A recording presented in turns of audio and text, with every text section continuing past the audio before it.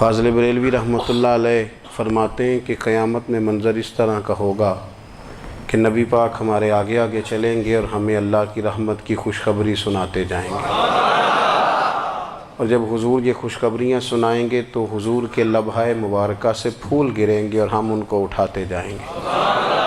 فرماتے ہیں خود تو وہ تھوڑی دیر کے لیے روئیں گے اللہ کی بارگاہ میں کہ یا اللہ انہیں معاف کر دے، خود روئیں گے لیکن ہمیں ہنسا دیں گے۔ پیش حق مجدہ شفاعت کا سناتے جائیں گے، آپ روتے جائیں گے پر ہم کو ہنساتے جائیں گے۔ اور باغ جنت میں محمد صلی اللہ تعالیٰ علیہ وسلم، باغ جنت میں محمد مسکراتے جائیں گے، پھول رحمت کے گریں گے ہم اٹھاتے جائیں گے۔ حشر تک ڈالیں گے ہم پیدائش مولا کی دھوم، اور مثل فارس نجد کے قلعے گراتے جائیں گے۔ اور کیا ذوق بیان کیا، فرمانے لگے خاک ہو جائیں عدو جل کر مگر ہم تو رضا، دم میں جب تک دم ہے ذکر ان کا سناتے جائیں۔ جب تک سانسوں کی ڈوری چل رہی ہے، دم میں جب تک دم ہے ذکر ان کا سناتے جائیں گے۔ اللہ تبارک و تعالیٰ نے ہمارے محبوب کریم علیہ السلام کو دنیا میں بھیجا تو فرمایا یا ایھا الناس قد جاءکم برہان من ربکم، اے لوگو تمہارے پاس تمہارے رب کی دلیل آ گئی ہے۔ اللہ تبارک و تعالیٰ نے محبوب پاک علیہ السلام کو سراپا دلیل بنا کے بھیجا۔ باقی انبیاء کرام علیہم السلام کے پاس بھی اپنی نبوت کے دلائل کے طور پر بے شمار معجزات تھے، اور حضور کریم علیہ السلام کے تو پورے وجود کو ہی اللہ نے معجزہ بنایا ہے۔ اور نبی پاک صلی اللہ تعالیٰ علیہ وآلہ وسلم کی نبوت کی دلیلیں، حضور کے رسالت کے مستحکم دلائل جگہ جگہ آپ کو ملیں گے۔ سب سے پہلی چیز تو یہ سمجھنے والی ہے کہ نبی پاک علیہ السلام نے جس چیز کو سب سے پہلے اپنی نبوت کی دلیل کے طور پر بیان فرمایا وہ حضور کا کردار ہے، سیرت ہے، عمل ہے، حضور کا لوگوں کے ساتھ رویہ ہے۔ نبی پاک علیہ السلام کی تبلیغ کے 3 دور ہیں۔ ایک تو حضور نے اپنے قول سے تبلیغ فرمائی ہے، وہ 40 سال کی عمر سے محبوب نے اعلان فرمایا اور تبلیغ کی۔ اور ایک نبی پاک صلی اللہ تعالیٰ علیہ وسلم بالواسطہ حضور کی تبلیغ ہے جو آج تک جاری ہے۔ امت کے علماء، مشائخ، مبلغین حضور کے دین کو آگے پھیلا رہے ہیں، تو دراصل یہ بھی تبلیغ رسول پاک علیہ السلام ہی کی تبلیغ۔ اور ایک حضور کی تبلیغ کا دور ہے، حضور کی پیدائش سے لے کر ولادت مبارکہ سے لے کر حضور علیہ السلام کے اعلان نبوت تک۔ اس دوران نبی پاک نے جو تبلیغ فرمائی ہے وہ اپنے کردار سے فرمائی ہے۔ عرب کا وہ معاشرہ جو بڑا میلا کچیلا گدلا ہو چکا تھا، جس کے اندر سراسر مادہ پرستی کا زور تھا، جس کے اندر لوگ انسانوں کی خرید و فروخت کرتے تھے، جس کے اندر بیٹیوں کو زندہ دفن کر دیتے تھے، جس کے اندر جو آدمی جتنا زیادہ مضبوط ہوتا تھا اتنا زیادہ لٹیرا بن جاتا تھا، اس معاشرے کے اندر رسول کریم علیہ السلام نے 40 سال گزارے، اور اس طرح گزارے کہ جو بیگانے بھی تھے وہ بھی کہا کرتے تھے یہ صادق ہیں، یہ امین ہیں۔ اور جب حضور نے اعلان نبوت کیا تو فرمایا، یہ قرآن مجید کے لفظ ہے، فرمایا فَقَدْ لَبِثْتُ فِيكُمْ عُمَرًا مِّن قَبْلِهِ أَفَلَا تَعْقِلُونَ، میں تمہارے بیچ عمر کا ایک حصہ گزار چکا ہوں، تمہیں عقل نہیں ہے، شعور نہیں ہے۔ نبی کریم علیہ السلام نے اپنے کردار کو، اپنے عمل کو اپنی نبوت کی دلیل کے طور پر بیان فرمایا۔ وہ تو حضرت حلیمہ بھی فرماتی ہیں نا، جب میں نبی کریم علیہ السلام کو اپنے گھر لے گئی تو میرا اپنا بچہ بھی دودھ پیتا تھا، 2 میرے بیٹے ہو گئے، ایک میری یہ نسبی اولاد اور حضور میری رضائی اولاد۔ تو کہتی ہیں جب میں کریم محبوب علیہ السلام کو اپنے سینے سے لگاتی تھی تو حضور میرے ایک پستان سے دودھ پیتے تھے اور دوسرا اپنے بھائی کے لیے چھوڑ دیا کرتے تھے۔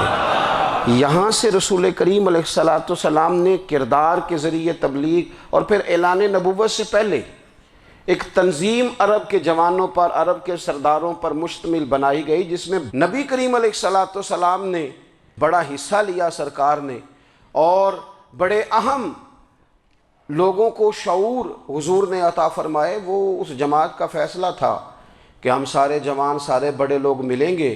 یہ حضور کے اعلان نبوت سے پہلے کی بات ہے، ہم بڑے لوگ ملیں گے، کسی بڑے کو کسی چھوٹے پر ظلم نہیں کرنے دیں گے، کسی آدمی کو کسی غریب کا حق نہیں کھانے دیں گے۔ حضور علیہ السلام نے نا اپنے کردار سے، اپنے عمل سے، اور آپ کا جو عمل ہوتا ہے نا وہ اصل ہوتا ہے۔ ایک ہوتا ہے آپ کوئی بات کرتے ہیں اور ایک ہوتا ہے کہ آپ کوئی عمل کرتے ہیں۔ آپ جب عمل کرتے ہیں تو عمل کے ذریعے بھی لوگوں تک بات پہنچتی ہے کہ دراصل آپ کا اٹھنا بیٹھنا چلنا پھرنا کیا ہے۔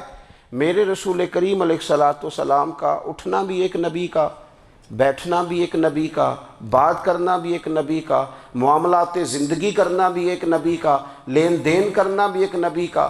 ایک شخص کہتے ہیں میں نے اعلان نبوت سے پہلے حضور علیہ السلام سے کوئی چیز خریدی تھی اور میں نے عرض کیا تھا آپ یہاں تشریف رکھیں، میں پیسے لے کے آتا ہوں۔ میں 3 دن کے بعد آیا۔ دیکھو یہ بات کرنی کتنی آسان ہے، بولنی کتنی آسان ہے، پر 3 دن یہاں میرے بھائی کو کسی شخص کو 2 گھنٹے انتظار کرنا پڑ جائے تو لوگ کہتے ہیں الانتظار اشد من القتل، یہ تو قتل سے زیادہ تکلیف والا معاملہ ہے منتظر رہنا کسی کا۔ کہتے 3 دن کے بعد میں آیا تو میرے رسول کریم وہیں تشریف فرمایا، بس اتنا فرمایا یار تم نے مجھے بڑی تکلیف میں ڈال دیا، 3 دن ہو گئے یہاں رکے ہوئے۔ تو حضور نے اپنے کردار کو، اپنے عمل کو، اپنے معاملات کو سب سے پہلے اپنی نبوت کی دلیل کے طور پر پیش کیا۔ کسی نے کیا خوب کہا تھا کہ جو تیری جان کے دشمن ہیں وہ بھی کہتے ہیں، وہ جو تیری جان کے دشمن ہیں، بظاہر تو آئے ہیں نا ہجرت کی رات جان لے لے، لیکن امانتیں حضور کے گھر میں رکھی ہوئی ہیں، امانتیں کاشانہ نور پہ پڑی ہیں۔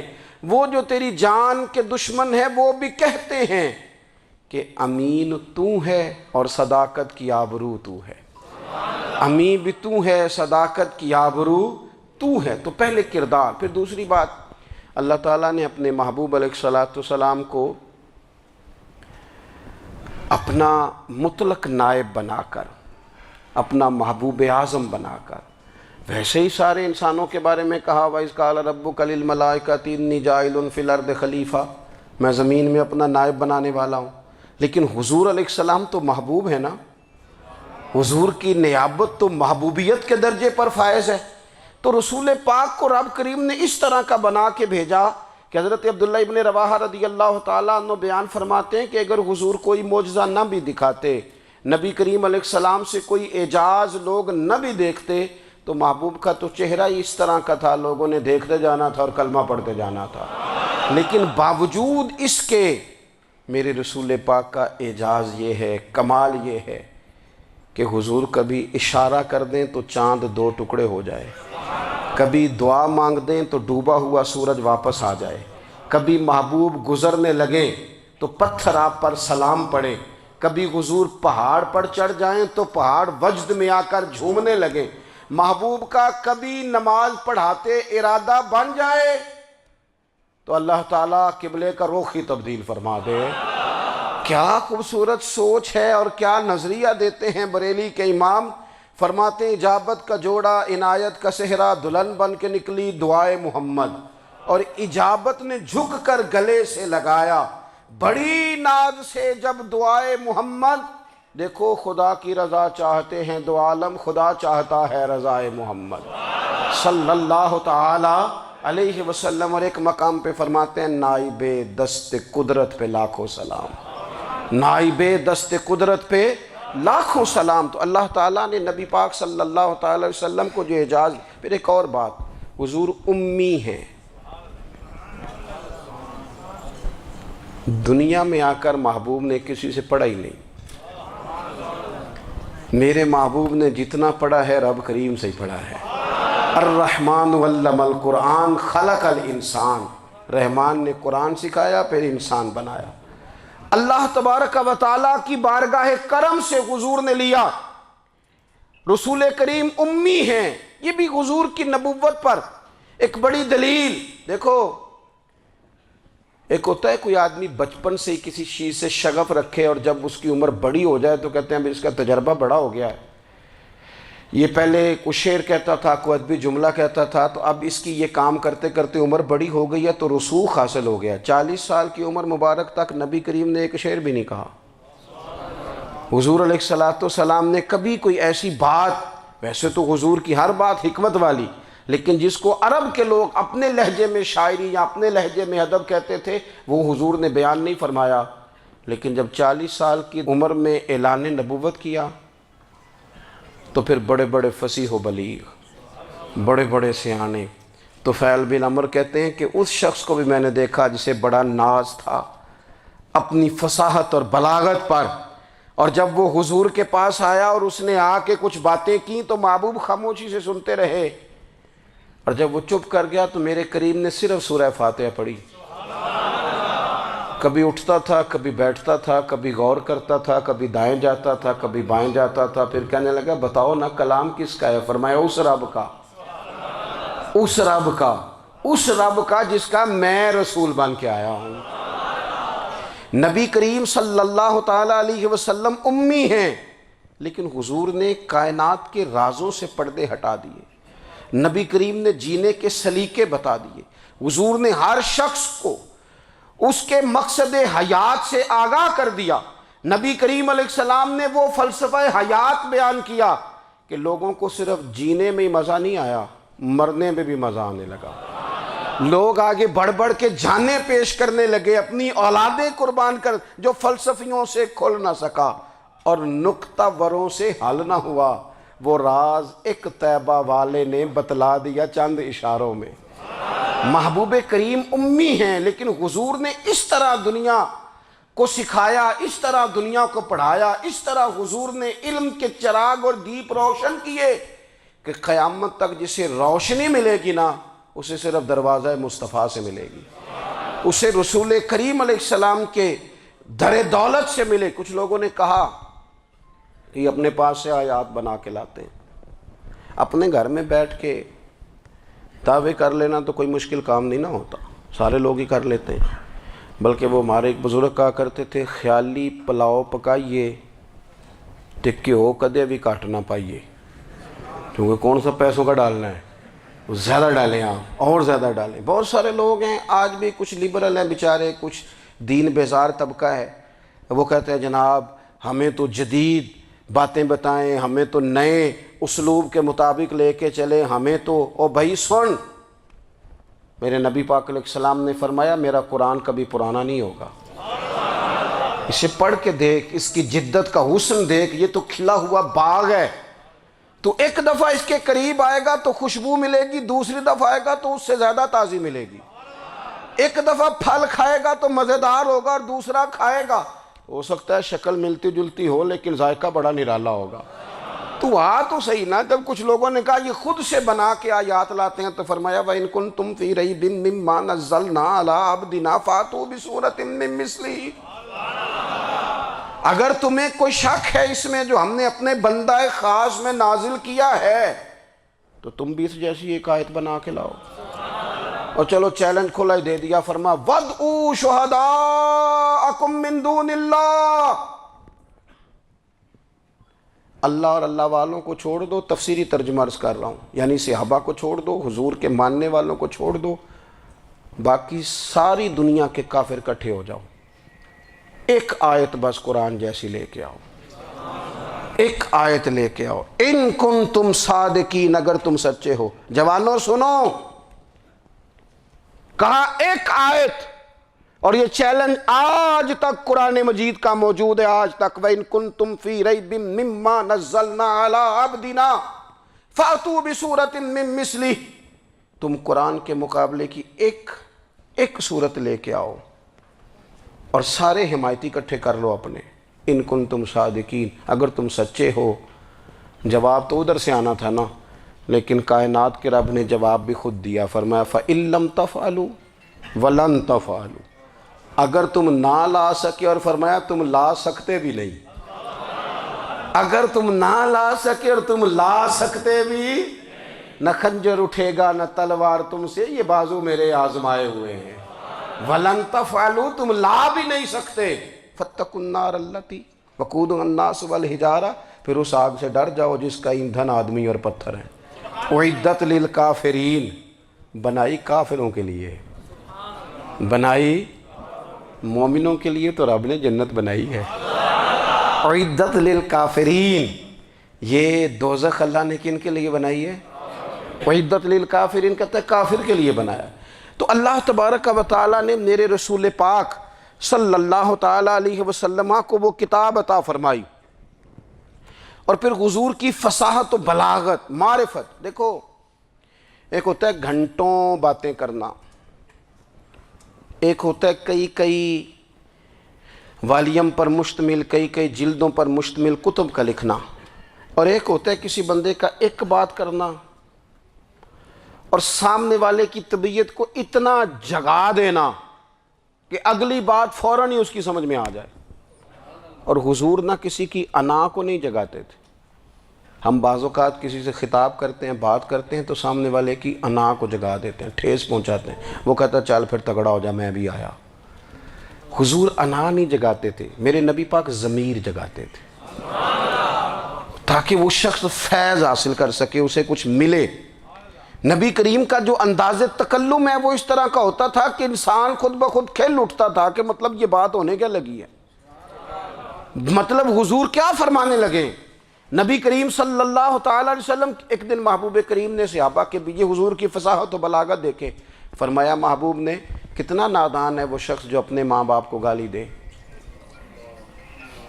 کھلی ہو گئی لوگوں کی آنکھیں، کان کھڑے ہو گئے کہ یا رسول اللہ کون ایسا بدبخت ہے جو ماں باپ کو گالی دے گا۔ تو اب جب سوالات ذہنی سطح پر پوری طور پر ابھر گئے نا، تو اب رسول کریم نے بات سمجھائی۔ یہ ہے فصاحت و بلاغت، تیرے آگے ہیں یوں دبے لچے فصحاء عرب کے بڑے بڑے، کوئی جان منہ میں زبان نہیں بلکہ جسم میں جان نہیں۔ یا رسول اللہ کون ایسا نالائق ہے جو ماں باپ کو گالی دے؟ اب جب ذہنی سطح یہاں تک ابھر آئی تو اب حضور نے سمجھایا، فرمایا جب تم کسی کے ماں باپ کو گالی دو گے نا تو وہ بھی تو جواب میں تمہارے ماں باپ کو دے گا نا، تو فی نفس ہی یہ تم نے خود ظلم کیا ہے اپنے ماں باپ پر۔ کیوں تم نے ایسا لہجہ اختیار کیا کہ جس سے سامنے والے کی انا جاگ جائے اور وہ تمہارے مقابلے میں آ کر کے کھڑا ہو جائے؟ کیوں تم نے اس طرح کے انداز اختیار کیے کہ جس سے سامنے والا بھی سارے پنجے کھڑے کر کے باہر نکل آئے اور کہے آ جاؤ پھر میں بھی میدان میں حاضر ہوں؟ رسول کریم کی فصاحت، بلاغت دیکھیں نا، حضور دو چار جملوں میں ساری بات سمجھا جاتے ہیں۔ ایک حدیث پاک اگر ہماری سمجھ میں آ جائے، ایک روایت نبی پاک صلی اللہ تعالیٰ علیہ وسلم نے فرمایا خوبصورت مسلمان وہ ہے جو بے مقصد باتوں کو چھوڑ دے۔ لو اس سے پوری زندگی سجائی جا سکتی ہے، ایک جملے سے پوری زندگی سواری جا سکتی ہے۔ کوئی لمبی چوڑی باتوں میں جانے کی ضرورت نہیں، کہا خوبصورت مسلمان یہ ہے جو بے مقصد باتوں کو چھوڑ دے، لا یعنی باتوں کو، کیا کہتے ہیں ہمارے دیہات کے لوگ، جڑے پنڈ جانا نہیں اودا راہ پوچھنے دی، لیکن آج کل لوگ باز آندے یعنی جس بات کا بالکل تعلق نہیں نا وہ بات بھی کرتے جاتے ہیں، جس کا شعبہ ہی نہیں وہ بھی چھلانگ لگا لگا کے اس میں آ جاتا ہے۔ ہم اپنا وقت ضائع کرتے ہیں، اپنی صلاحیتیں ضائع کرتے ہیں، اپنا نقصان کرتے ہیں۔ ہم اپنا کام صحیح کر کے نہیں کرتے اور دوسری ساری دنیا کو ٹھیک کرنا چاہتے ہیں۔ او بھائی آپ جس جگہ جس شعبے سے تعلق رکھتے ہیں آپ اپنے معاملات میں مضبوطی پیدا کریں۔ حضور نے اپنی فصاحت کے ساتھ، بلاغت کے ساتھ لوگوں کو قائل کیا، اور قرآن مجید کی تاثیر کا یہ اثر میرے کریم رسول نے دکھایا کہ رات کو جب حضور بیٹھ کے قرآن پاک پڑھتے تھے نا، جب یاسین والے نبی خود یاسین کی تلاوت کریں، جب طٰہٰ والے محبوب خود طٰہٰ کی تلاوت کریں، غور کرو نا جب مدثر والے محبوب خود ان جملوں کو ادا کریں، یعنی جن کے بارے میں آیت آئی ہے جب وہی یہ آیت پڑھیں کہ اِنَّا أَعْطَيْنَاكَ الْكَوْثَرَ، یعنی جن کا ذکر ہو رہا ہے جب وہ یہ بات کریں کہ یا ایھا النبی انا ارسلناک شاہدا ومبشرا ونذیرا لتؤمنوا باللہ ورسولہ وتعزروہ وتوقروہ وتسبحوہ بکرۃ واصیلا، جن کے بارے میں آیت آئی ہے جب وہ یہ کہہ رہے ہوں کہ ورفعنا لک ذکرک، جب وہ کہہ رہے ہوں والضحیٰ واللیل اذا سجا، ذرا اس کیفیت کو دیکھیں جب محبوب خود پڑھ رہے ہوں، اور جو حضور پر آئی ہیں اس کا ذائقہ، اس کا لطف، اس کا انداز بھلا کیا ہوگا۔ حضور جب رات کو پڑھتے تھے نا قرآن پاک، تو جو پکے کافر تھے نا، ابو جہل جیسے لوگ، وہ بھی جھاڑیوں میں چھپ چھپ کے مدینے والے کی تلاوت سنا کرتے تھے، حضور کی تلاوت سنا کرتے تھے۔ یہی بہتر ہے کہ پردوں میں وہ پردہ پوش رہے، وہ اگر پردے ہٹا دے تو کسے ہوش رہے۔ رسول کریم علیہ السلام کی تلاوت کا سننا، قریب جانا، یہ اعجاز ہے۔ حضرت فاروق اعظم کہتے ہیں میں طبیعت کا بڑا ڈاڈا تھا، مزاج کا بڑا سخت تھا، زندگی ہمیشہ ڈٹ کر گزاری، باتوں پر کھڑا رہنا آتا تھا، پر جب میری بہن نے مجھے چند آیتیں سنائی نا تو میں تڑپ ہی گیا۔ کروں آیا سا مار مقامنے نو، ہن مینو مار دے لے چلو، اوے متے عمر دی عمر برباد ہو جائے، جتھے عمر سوار دے لے چلو۔ یہ اعجاز ہے رسول کریم صلی اللہ تعالیٰ علیہ وسلم پر نازل ہونے والی کتاب کا۔ پھر حضور نے خبریں دی، نبی پاک نے خبریں دی۔ حضور نے فرمایا روم فتح ہوگا، وہ ہوا۔ نبی کریم علیہ السلام نے فرمایا شام فتح ہوگا، تو شام فتح ہوا۔ فرمایا ایران فتح ہوگا، تو ایران فتح ہوا۔ سراقہ بن مالک کہتے ہیں ایک گاؤں پر بھی مسلمانوں کی حکومت نہیں تھی، ایک گاؤں پر۔ حضور مکہ مکرمہ سے نکل رہے تھے، مدینہ طیبہ تشریف لے جا رہے تھے، ابھی راستے میں تھے، میں 100 سرخ اونٹوں کے لالچ میں معاذ اللہ حضور کو گرفتار کرنے پہنچ گیا۔ محبوب نے حکم دیا، حضور کا معجزہ میں نے آنکھوں سے دیکھا، میرا گھوڑا زمین میں دھستا چلا گیا، میں نے معافی مانگی، حضور نے معاف کر دیا۔ میں نے سمجھا اچانک ہو گیا ہے، یہ منوانا بھی بڑا مشکل کام ہے۔ شجر و حجر پہچان گئے، انسان کی نظروں میں شاکی رہا۔ یہ کچھ ایسے لوگ ہیں جن کو منوانا توبہ توبہ، ماننے کو تیار نہیں، دیکھ دیکھ کے بھی ماننے کو تیار ہے نہیں، ماننے کو تیار ہی نہیں۔ کہتے ہیں کہ میں نے پھر چاہا آگے بڑھنا، تو پھر زمین کے اندر میرے گھوڑے کے پیر دھنسنے لگے، پھر معافی مانگی۔ کریم تیرے معاف کرنے کی ادا پہ بھی قربان جائیں۔ یہ نہیں فرمایا کہ تو بار بار یوں ہی کرتا ہے، فرمایا معافی مانگتا ہے، جا میں نے معاف کیا۔ کہتے ہیں 3 دفعہ میں آگے بڑھا، 3 دفعہ حضور نے معاف کیا، تو مسکرا کے فرمانے لگے تو یہاں مجھے گرفتار کرنے آیا ہے، وہ کیسر روم کا علاقہ فتح ہوگا۔ وہ کنگن جو پہنتا ہے نا ہاتھوں میں، بادشاہ کے کنگن معروف ہیں، وہ تیرے ہاتھوں میں آئیں گے۔ اللہ کرے آپ سمجھیں، یہ جو لوگ ڈری ڈری سہمی اور ہمارے بچے مایوسی کی معاذ اللہ باتیں کرتے ہیں، وہ دیکھیں حضور کس طرح کی گفتگو فرماتے ہیں۔ ابھی ایک گاؤں پر بھی اسلام کی حکومت نہیں، لیکن حضور کا خبر دینے کا انداز۔ کریم فرمانے لگے وہ کیسر روم کے جو کنگن ہوں گے وہ تیرے ہاتھوں میں آئیں گے۔ جناب سراقہ بن مالک فرماتے ہیں کہ میں مسلمان ہو گیا، حضور کا وصال ہو گیا، کنگن نہیں آئے۔ حضرت ابوبکر صدیق کا وصال ظاہری ہو گیا، کنگن نہیں آئے۔ جناب عمر کا دور آ گیا، سراقہ بوڑھے ہو گئے۔ کوئی بندہ پوچھتا نا کہ اب تو عمر ڈھل گئی ہے، زندگی کا پتہ نہیں، کہنے لگے نہیں میں نہیں جاتا، جب تک کنگن نہیں آتے اسرائیل کوئی نہیں آئیں گے، کیونکہ ساڈے نبی دی زبان ساڈے واسطے قرآن۔ جو دن کو کہہ دیا دن ہے تو دن نکل آیا، جو شب کو کہہ دیا شب ہے تو رات ہو کے رہی، اور خدا نے ان کی زبان کو وہ اختیار دیا، جو نکلی منہ سے ان کے وہ بات ہو کے رہی۔ اور فاضل بریلوی کا تو انداز ہی پھر انوکھا ہے نا، وہ تو کہتے ہیں وہ زبان جس کو سب کن کی کنجی کہے، جس کو سب کن کی کنجی کہیں، اس کی نافذ حکومت پہ لاکھوں سلام۔ کہنے لگے نہیں آتے حضرت اسرائیل، فکر نہ کرو، بوڑھے ہو گئے تھے، نکلنا گھر سے بند کر دیا تھا، حضرت عمر کا دور تھا، کنگن آ گئے۔ حضرت فاروق اعظم نے ان کے پوتوں سے، نواسوں سے، بچوں سے کہا جاؤ بلا کے لاؤ، کا دادا جان بوڑھے ہیں، فرمایا تم کان میں کہہ دینا کنگن آ گئے، پھر تم دیکھنا تو صحیح۔ پھر حضرت سراقہ آئے، حضور نے جو خبریں دیں، نبی پاک علیہ السلام نے جو گزشتہ قوموں کے احوال بیان کیے، اور پھر میرے نبی پاک علیہ السلام نا دنیا میں عزتیں دینے آئے۔ عزتیں، یہ مزاج ہمیں کم کرنا چاہیے۔ یہ جو ہم ساری زندگی اس کام میں لگا دیتے نا، کسی کو نیچا کیسے دکھانا ہے، یہ انداز حضور نے نہیں ہمیں دیا۔ اب دیکھو حضور تشریف لائے تو ہمیں پتہ چلا کہ حضرت یوسف جیسا سونا کوئی نہیں، حضور تشریف لائے تو ہمیں پتہ چلا کہ حضرت داؤد جیسی خوبصورت آواز کسی کی نہیں، حضور تشریف لائے تو ہمیں پتہ چلا کہ جناب عیسیٰ علیہ السلام کا فقر اختیاری کس طرح کا تھا، محبوب تشریف لائے تو ہمیں پتہ چلا کہ حضرت موسیٰ کا جلال کس طرح کا تھا۔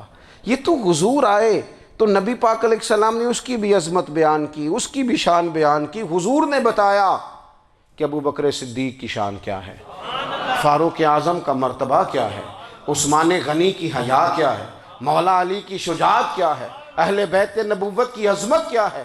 حضور آئے عزتیں دینے، ماں کو عزت دی مدینے والے رسول نے، کہا جس کا باپ راضی ہو گیا اس کا رب راضی ہو گیا، فرمایا جو 2 بیٹیاں 3 بیٹیاں 4 بیٹی بہنیں یا 1 بیٹی یا بہن بیاہ کے آ گیا نا، اس طرح میری 2 انگلیاں جڑی ہوئی ہیں، میرے ساتھ جڑ کے جنت میں جائے گا۔ رسول کریم صلی اللہ تعالی وسلم نے عزت دی، حضور عزتیں دینے، کوئی اعزاز نہیں، ان پڑھ بندہ ہے، سادہ ہے، غریب ہے، مزدوری کرتا ہے، ہاتھوں پہ چھالے، یا رسول اللہ اس کا بھی کوئی اعزاز ہے؟ قربان جائیں، میرے کریم نے عزت دی، فرمایا محنت کر کے روزی کمانے والا تو اللہ کا دوست ہے، یہ اینٹیں اٹھانے والا، یہ مشقتیں کرنے والا، یہ صبح دیہڑی پہ جانے والا، یہ بیچارہ جو اچار سے روٹی کھاتا ہے، تو نے ہر شخص کی قسمت میں یہ عزت لکھی اور آخری خطبے کی صورت میں وصیت لکھی۔ رسول کریم نے ہر بندے کو اعزاز دیا، عظمتیں دی، حضور عزتیں دینے آئے، نبی پاک علیہ السلام نے اعزازات دیے، حضور نے نوازا، یہ ساری چیزیں میرے رسول پاک کی تشریف۔ اور پھر یہ جو حضور کے صحابہ اور اہل بیت ہیں نا، یہ بھی میرے نبی پاک کی نبوت کی دلیل ہے۔ اتنی جلدی انقلاب آیا نہیں کرتے، وہ کل تک جو رہزن تھے حضور نے راہبر بنا دیے، وہ لوگ جو کل تک ایک دوسرے کے گلے کاٹ کے کھاتے تھے، ایک دوسرے کو مارتے تھے، تکلیف پہنچاتے تھے، برادری ازم پہ لڑتے تھے، حضور نے بھائی بھائی بنا دیے، ایک پلیٹ میں کھانا کھانے لگے، سیدنا بلال حبشی، صہیب رومی، سلمان فارسی، حضور نے یوں کر کے ملا دیا۔ نبی کریم علیہ السلام نے تقسیمیں ختم کر دی دنیا میں، حضور کہ صحابہ نے اپنا کردار اس طرح کا دکھایا، اتنا بلند کیا، اور صحابہ کرام علیہم رضوان اس کو دیکھ کر اتنی بلندیوں پہ گئے کہ گواہیاں اللہ کا قرآن دیتا ہے۔ فرمایا محمد الرسول اللہ والذین معہ اشداء علی الکفار رحماء بینہم تراہم رکعا سجدا یبتغون فضلا من اللہ ورضوانا۔ فرمایا یہ جو میرے محبوب کے ساتھ والے ہیں کافروں پر سخت ہیں، آپس میں نرم دل ہیں، تم جب بھی انہیں دیکھو گے سجدے کرتے دیکھو گے، رکوع کرتے دیکھو گے، تم انہیں دیکھو گے اللہ کی رضا کے متلاشی ہیں۔ انہیں ساری مادہ پرستی سے نکال کر محبوب نے رب کی رضا کے رستے پہ ڈال دیا۔ میرے نبی کریم سید عالم صلی اللہ تعالیٰ علیہ وسلم کی نبوت کے دلائل کے طور پر یہ ساری چیزیں آئیں۔ بس میں بات سمیٹنے لگا ہوں۔ حضور کا جو اخلاق ہے نا، وہ بھی نبی کریم علیہ السلام کی نبوت کی بہت بڑی دلیل ہے۔ وَإِنَّكَ لَعَلَىٰ خُلُقٍ عَظِيمٍ۔ محبوب ہم نے آپ کو نا خلق عظیم کا مالک بنایا ہے۔ کچھ لوگ سمجھتے ہیں صرف آپ کا بولنے کا انداز ٹھیک ہو تو آپ با اخلاق ہیں۔ نہیں بھائی، بولنے کا انداز ٹھیک ہونا با اخلاق نہیں، سچ بولنا اخلاق کی علامت ہے۔ آپ کا حق بات کرنا اخلاق ہے، آپ کا صحیح گواہی دینا اخلاق ہے، آپ کا اللہ تعالیٰ کی طرف سے آزمائش آنے پر صبر کا مظاہرہ کرنا اونچا اخلاق ہے۔ رب نعمت دے تو آپ کا وجود ڈھلتا جائے شکر میں، یہ اخلاق ہے۔ رب کریم اگر آپ کو کسی وقت کسی آزمائش میں اپنی حکمت سے ڈالتا ہے تو عزت نفس کو برقرار رکھنا، خودداری کو برقرار رکھنا، یہ اخلاق۔ نبی پاک نے اعلیٰ ترین اخلاق کی بات بتائی، اعلیٰ ترین۔ حضور نے لوگوں سے بیعت لیتے وقت کہا تھا میرے ہاتھ پر بیعت کرو، چوری نہیں کرو گے۔ نبی پاک علیہ السلام نے مختلف امور پر بیعت لی۔ حضرت حکیم بن حزام کہتے ہیں حضور نے میرے ہاتھ پہ ہاتھ رکھ کے کہا میرے ہاتھ پہ ہاتھ رکھ کے بیعت کرو کہ کسی دنیا دار سے سوال نہیں کرو گے، خودداری سے زندگی گزارو گے، عزت نفس سے، جو رب نے تمہیں دیا ہے تم اس پر راضی رہو گے، لوگوں کی جیبوں کو ٹٹولنا، دوسروں کی دولتوں پہ راج کرنا، دوسروں کے مال پر نگاہیں ڈالنا اللہ کے حبیب نے پسند نہیں فرمایا۔ فرمایا بیعت کرو کہ تم کبھی کسی سے سوال نہیں کرو گے۔ حد ہو گئی، نبھانے والوں نے پھر اس عہد کو نبھایا اور کمال کر دی۔ حضرت حکیم بن حزام گھوڑے پہ بیٹھے تھے، ہاتھ میں درہ تھا، وہ زمین پہ گر گیا، قریب غلام کھڑا تھا، حضرت حکیم بن حزام خود گھوڑے سے اترے، درہ اٹھایا، دوبارہ گھوڑے پہ بیٹھے۔ غلام عرض کرنے لگا حضور مجھے بتا دیتے میں اٹھا کے دے دیتا۔ آنکھیں چمک اٹھیں، فرمانے لگے کیسے بتا دیتا، اپنے رسول سے وعدہ کیا ہے کبھی کسی سے سوال نہیں کروں گا، کبھی سوال نہیں کروں گا۔ اللہ کے محبوب نے ہمیں اعلیٰ اخلاقی قدروں کی بات ہمیں سکھائی ہے۔ ہم دیکھتے ہیں کہ بڑی جلدی 2 4 5 لوگوں کے غصہ دلانے پر ہم ساری اخلاقی حدوں کو کراس کر جاتے ہیں۔ دوستو ہمارا ایک ویژن ہونا چاہیے، ہمارے ذاتی رویے بڑے معتبر ہونے چاہیے، لین دین کے معاملات کے اندر مسلمانوں کو بڑا صاف ستھرا ہونا چاہیے۔ ہمیں اپنی معاشی زندگی میں روزمرہ کے معاملات میں ہماری توجہات کا مرکز صرف اللہ رسول کی ذات ہونی چاہیے۔ رب کریم نے اپنی حکمت سے کسی کو کتنا دیا ہے یہ اس کی حکمت کے تقاضے ہیں، ہمیں اس نے جس رنگ میں جس حال میں رکھا ہے ہمیں اپنے رب کی رضا پر بہت زیادہ مطمئن ہونا چاہیے۔ اچھا پھر ایک اور بات، جن چیزوں کو ہم نے دکھ بنایا ہے نا یہ تو وہاں دکھ تھا ہی نہیں،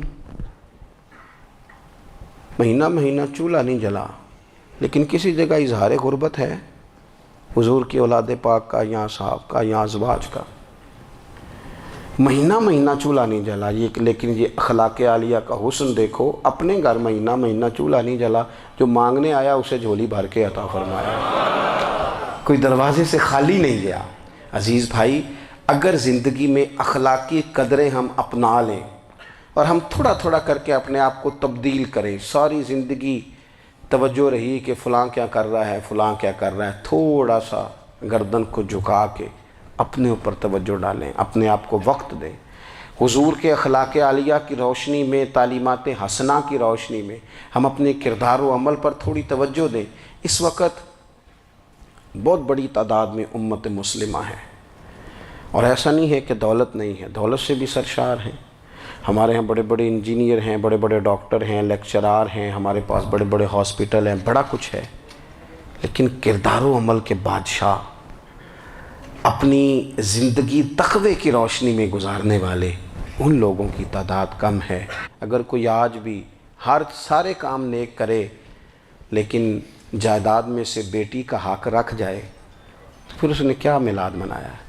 اگر آج بھی جو 2 4 لوگ بیچارے اس کے زیر دست ہیں، ملازمین ہیں، ان کے ساتھ اس کا رویہ انتہائی سخت ہو تو اس نے کیا میلاد منایا؟ اگر آج بھی وہ برادری ازم کی بنیاد پر دوستیاں کرے اور چھوٹے بڑے کی وہ تقسیم رکھے، جسے حضور نے فرمایا کہ قبیلے تو تعارف کے لیے، ورنہ کسی عربی کو اجمی پر، گورے کو کالے پر کوئی فضیلت نہیں۔ اگر کوئی آج بھی اس برادری ازم کا قائل ہے پھر اس نے کیا میلاد منایا؟ اگر کوئی شخص آج بھی اپنے آپ کو مادہ پرستی میں پوری طرح دھکیل چکا ہے اور رضا الہی کا مسافر نہیں بنا تو اس نے کیا میلاد منایا؟ اپنی طبیعتوں میں روحانی تبدیلی اور وہ خاص افکار جو حضور اپنے غلاموں میں پیدا فرماتے ہیں، ان افکار کو پیدا کرنا، سوچوں کو بدلنا، سوچوں کو، نظریات کو بدلنا، اپنے روزمرہ کے معاملات کا جائزہ لینا کہ ہم کس طرح آگے بڑھ سکتے ہیں اور کس طرح ہم ایک بہترین امتی اور ایک بہترین مسلمان بن سکتے ہیں، اس پر توجہ دینا، یہ میلاد ہمیں سبق دیتا ہے۔ اللہ تعالیٰ مجھے اور آپ کو عمل کی توفیق عطا فرمائے۔ آخر دعوایا ان الحمدللہ۔